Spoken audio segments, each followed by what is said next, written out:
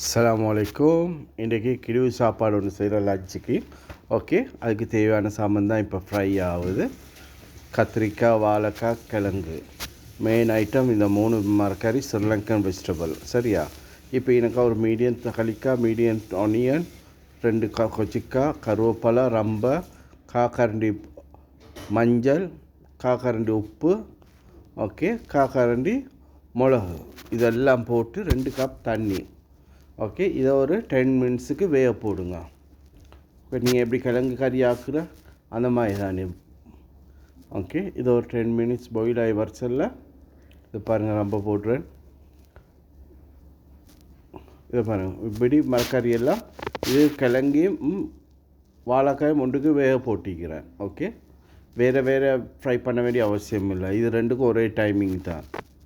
Okay, ஒரே சைஸுக்கு வெட்டினா ஒரே டைமிங்கு உங்களுக்கு ஃப்ரை பண்ணி எடுக்கணும். ஈஸியாக உங்களுக்கு குக் பண்ணிடணும் மேடே சேனலில் பார்த்தா. Guys, very simple. ஓகே, உங்களோட சப்போர்ட் எனக்கு அனிவார்ய தேவை. ஓகே, நீங்கள் இது பார்த்துக்கிறீங்க ரிலா துபாய் குக்கிங் சேனல். உங்களுக்கு இட்டாலியன், இந்தியன், பாகிஸ்தானி, அரபி சாப்பாடு எல்லா ஜாய் சாப்பாடும் மேய்க்குது. ஓகே, என் யூடியூப் சேனலுக்கு போனால் உங்களுக்கு கிடைக்கும்.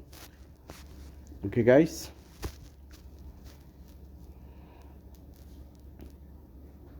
இப்போ நல்லா ஃப்ரை ஆகி வந்துக்குது கிழங்கு இதெல்லாம்.